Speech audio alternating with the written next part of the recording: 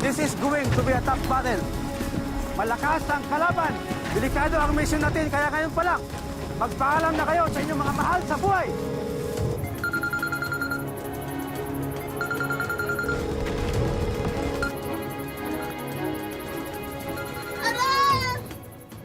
Sa gitna mismo ng giyera, nabuo raw ang pagmamahalan ni na Denemar at Christine. Kapwa sundalo ang magkasintahan at kakabit ng kanilang pag-iibigan, ang takot at pangamba na sa bawat misyong kanilang pinapasukan, ito na ang magiging dahilan ng kanilang huling pagkikita. Hello? Hello?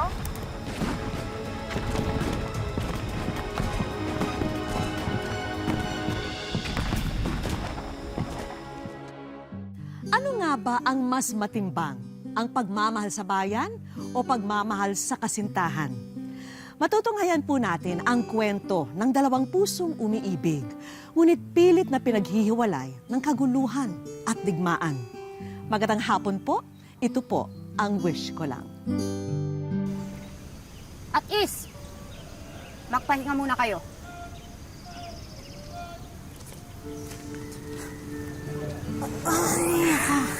Hirap. Ganyan talaga. Okay nga. Pero onting tiis na lang kasi magiging future Christine Porcadilla ka na rin. Oo, tama. Oo, diba? Private Jennifer de los Santos. Oo.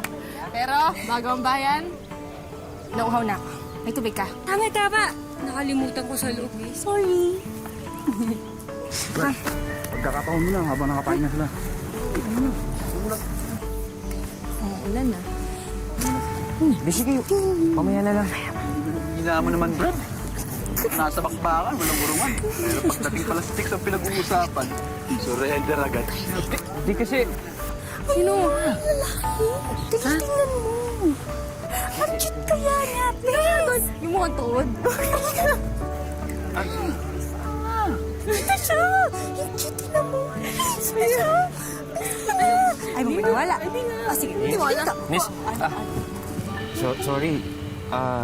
Napapansin ko kasi na parang nauuhaw kayo. Ito, miss, magtubig ka muna. Thank you. Hindi ko tatanggihan to kasi uhaw na talaga ako. Promise. Lang.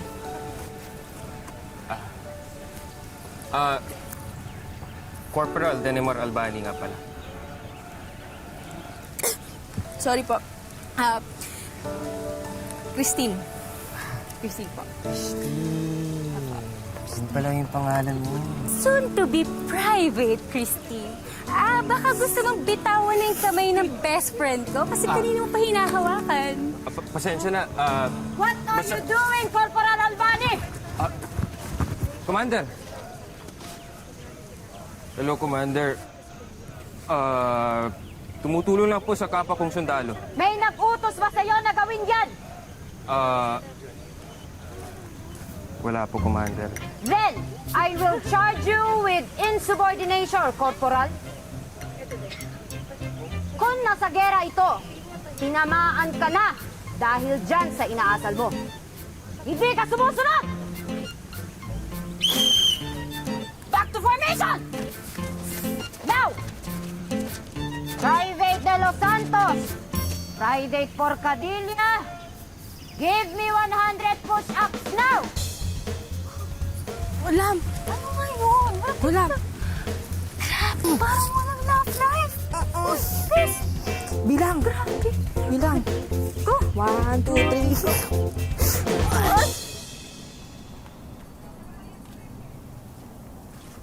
Aba, kanina pa nananalamin ng anak ko ah. May pinaghahanda ang labang ka ba? Ay, wala po na. Nag-aayos lang po. Nag-aayos ka eh. Ibibilad mo lang din naman sa araw. O, baka naman may nagpapatula sa maganda kong dalaga. Ay, wala. Nag-aayos lang. May manliligaw na agad. Gusto ko lang namang ipaalala sa'yo na hindi biro ang makipagrelasyon sa sundalong tulad mo rin, anak. Kung sundalo man yung nanliligaw sa'yo, ang bawat giyerang pinapasukan ninyo, nagiging giyera rin sa puso mo. Mahirap yung nag-aantay ka kung babalik pa ng buhay ang asawa mo. Gusto ko lang maging malinaw sa'yo ang papasukin mong laban, anak. Bili ako ng soft drinks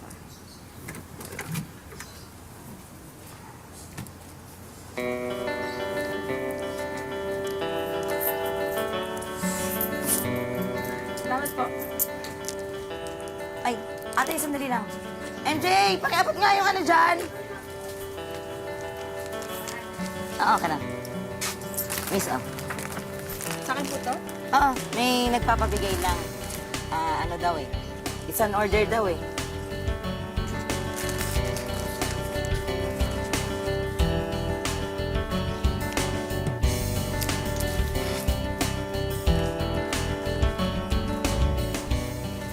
Sinsin pagitan. Na! Harap sa kanan! Sige mo. Na!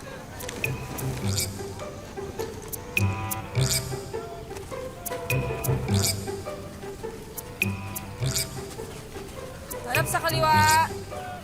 Na!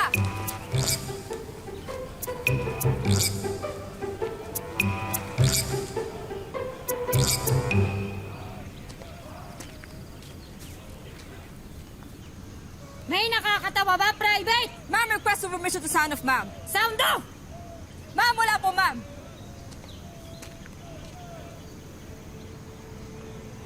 Baka gusto ninyong ipaalala ko sa inyong lahat na gera ang pupuntahan natin. Pagdating sa laban, ang bayan ang inuuna. Private Porcadillas, ayan ang dapat na isinasa puso mo. Understand? Ma'am, request permission to sound of ma'am. Sound off! Ma'am, yes, ma'am. Nang dahil sa ginawa ng inyong kasama, 500 push-ups now! Except you!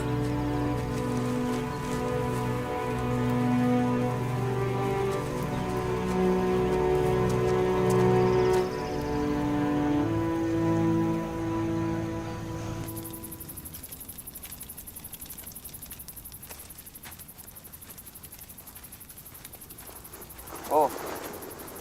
Akala ko di ka na dadating. Akala ko di na rin ako pupunta eh, pero... Pero pumunta ka pa rin. Paano mo nakuha ang number ko?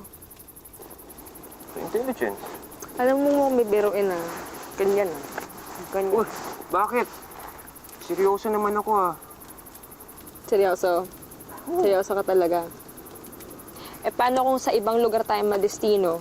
O kaya, paano kung ilang buwan, o ilang linggo, o ilang taon tayo hindi makita? Paano kung makakasiguro na loyal ka? Yun naman pala eh. Naku, ngayon pa lang nagsiselos ka na. Paano pa kaya kung tayo na? O sige, ito, Christine. May bibigay ako sa'yo. Okay?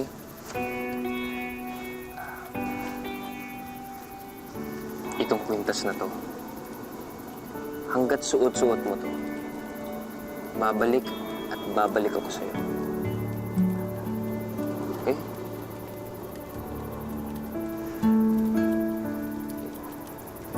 Okay. At ito naman, hanggat nasa akin pa to, ang ibig sabihin, sa'yo pa rin ako ng buong buo.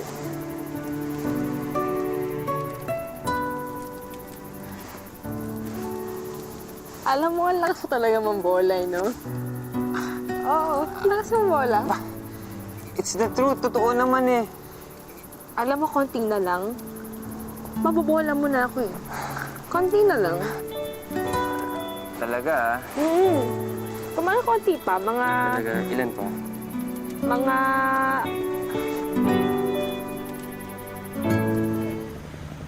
Dumating na din ang oras para sa totoong laban. Masusubukan na ang inyong mga tibay.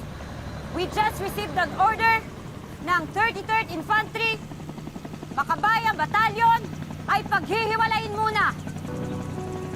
Ang iba ay madedestino sa Sultan Kudarat. Understood? Makabayang Batalyon, you are now dismissed!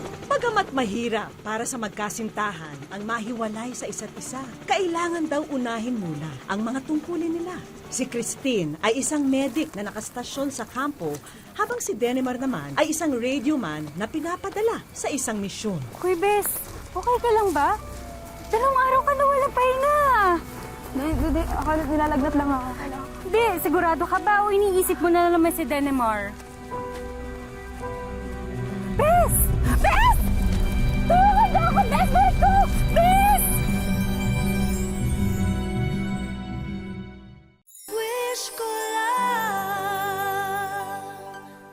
Nang dahil sa katapangan at kasipagan ni Christine, katawan naman niya ang bumigay nang dahil sa pagod at hirap na dinanas sa gitna ng digmaan. Ito na kaya ang rason upang patunayan ni Denemar sa kanya na kayang isantabi ang tungkulin, maipaglaban lang ang kanilang pagmamahalan?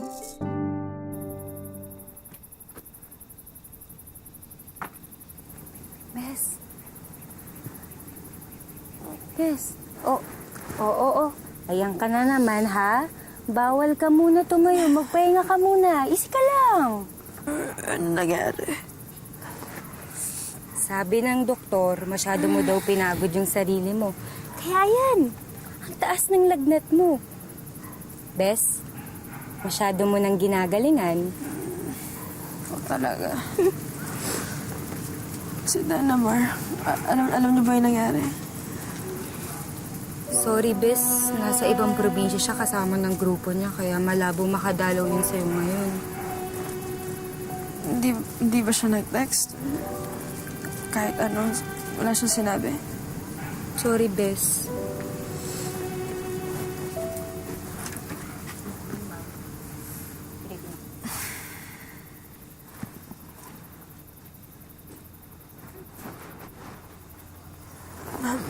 You may dismiss private. Ma'am, yes, ma'am.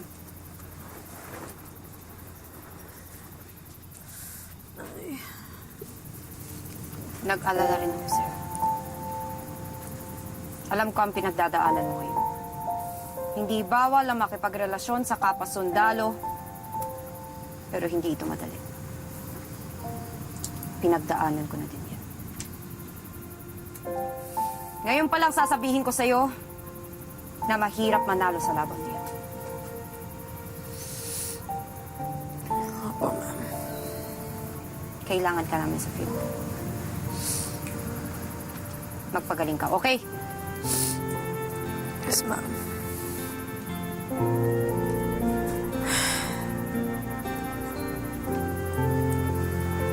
Naitama ko pala kayo. Ang hirap pala ng dalawang ipinaglalaban mo. Siguro, mas mabuti na yung nagkahiwalay kami ni Denemar. Para madali ko siya makalimutan. Anak, hindi naman ako tutol sa kung anong nararamdaman ng puso mo. Ayaw ko lang na masaktan ka.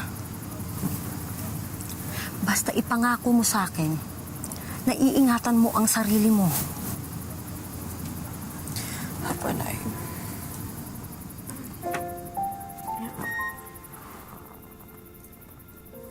Halos 2 linggong naratay sa ospital si Christine. Ngunit ni minsan, hindi siya dinalaw ni Denemar. Kaya napagtanto niya na bago bumalik sa duty, tutudukan na niya ang kanilang relasyon. Okay, men. This is going to be a tough battle. Delikado ang mission natin, kaya ngayon pa lang. Magpaalam na kayo sa inyong mga mahal sa buhay. Okay, men. Boom.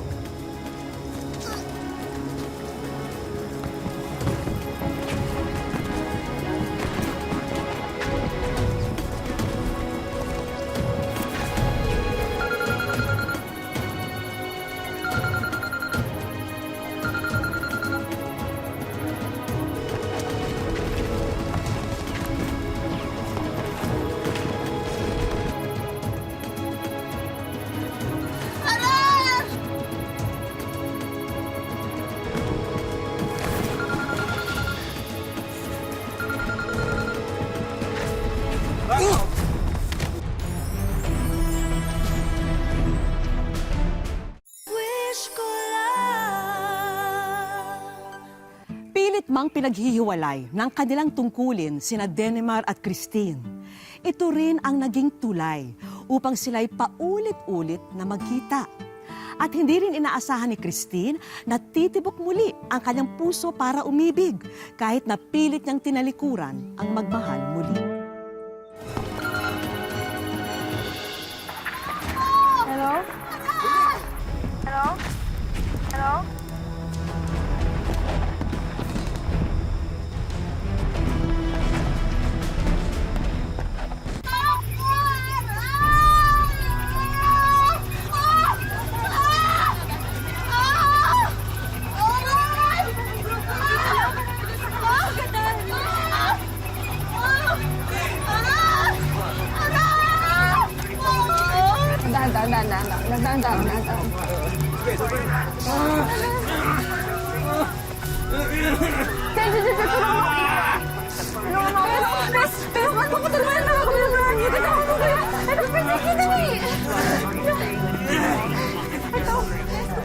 Pinangako man ni Christine na kalimutan na si Denemar.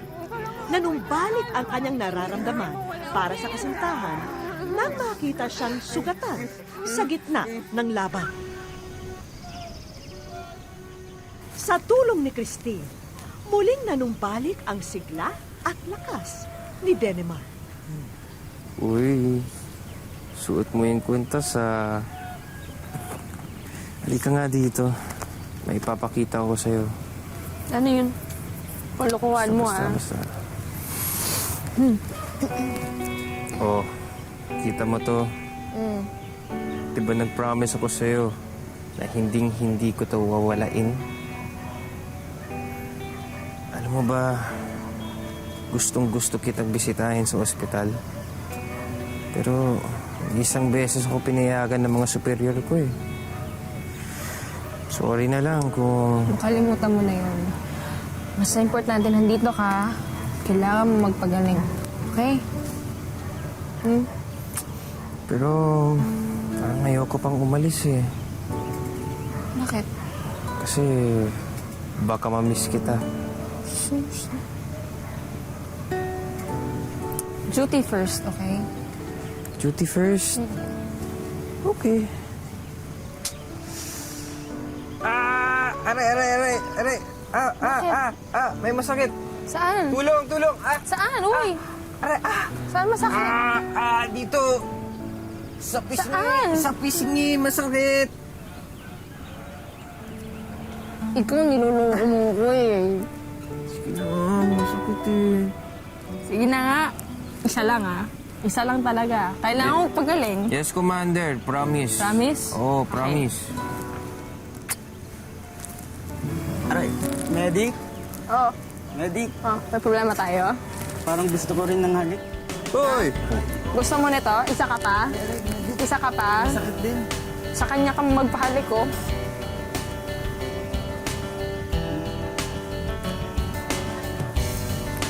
Hindi, pero parang masakit pa rin eh. Okay na yan. Tama na yun. Talaga. Hindi, yung kabila. Okay na yan. Hindi nagtagal, nagkasama muli ang magkasintahan sa iisang batalyon. Pero ang hindi alam ni Christine, iba ang pakay ni Denemar sa misyong ito. Sigurado ba kayong okay na? Sige na, kami nang bahala dito. Kinakabahan ako.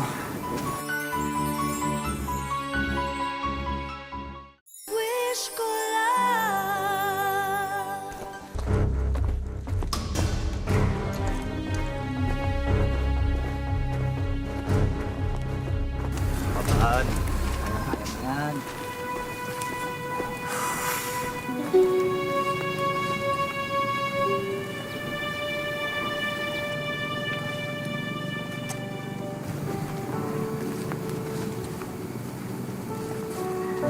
Private Christine Porcadilla.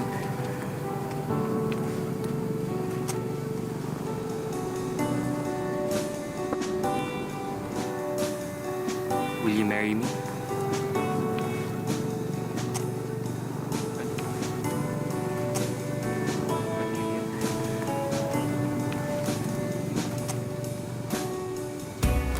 Yes, Sergeant.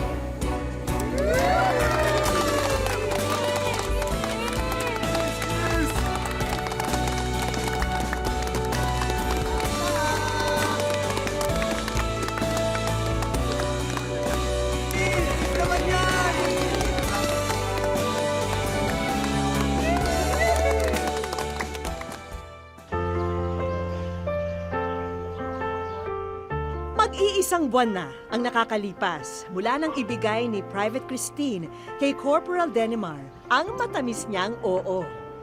Pero para sa soon-to-be Mrs. Albani, nanunumbalik pa rin ang mga makukulay at minsay malulubak na pag-iibigan. Never ako nakipagbalikan talaga sa ex. Yun yung isang rules ko, pag ex na talaga. True effort po. Effort din, nag-usap kami ng maayos na kaya mo bang magseryoso? Pag binalik na natin to, kailangan hindi na tong laro-laro ulit kasi never na to nag-fail na eh. Hindi na nga nag-work eh. Siyempre, mahirap talaga yun. Dahil sa ganito nga, pinagpipilian mo kung ano yung gusto mong mangyari sa buhay mo. O yung tungkulin mo ba o ang pag-ibig na nararamdaman mo. At kung marami mang mga millennial ngayon na walang forever ang madalas status sa social media, ibahin nyo ang pagkamasigasig ni Corporal Denimar. Yung unang-una kasi, ako yung nagbigay ng rules kasi patunayan mo muna yung sarili mo kung totoo ba talaga or nagjo-joke or baka ginugood time mo lang na naman ako ulit, mga ganun. Yung may mga kasama kasi siya dati na naging kaibigan ko din, kaya tinutukso kami. Uy, muling ibalik, mga ganito, ganyan, kakantsaw. Tapos hanggang yung tukso-tuksuhan na yon, parang, uy, meron pa nga talaga, may kilig pa, sabi ko. Pag nakikita ko siya, kinikilig pa ako, sabi ko ganun. Sabi ko, hindi. Pero hindi normal kasi sa akin yung kiligin mo. Kaya ayun na nga, sadyang sa mga ganitong pagkakataon, manunumbalik ang madalas nating marinig sa ating mga lolo't lola noon na pagkahaba-haba man ang prosesyon, sa marriage proposal din nagtapos. Hindi ko halos maisip na ganun yung gagawin. Nagulat na lang ako na, totoo ba ito? Parang ganun. Yung hindi mo maisip yung ano eh. Yung feelings mo kasi yung, ano ba to? Parang ikaw lang yung isang taong nandun sa harap niya na parang hindi mo alam yung isasagot. Yung shock talaga, tapos yung sigawan ng tropa niyo. Maramdaman mo talaga yung kilig din ba? Kinakabahan ako nun. Pag nagnuto, papaya talaga ako. Ibig sabihin nun, hindi talaga kami. Private Christine Porcadilla. Will you marry me? Kaya naman nang marinig ni Corporal Denimar ang tugon ni Private Christine na... Sergeant!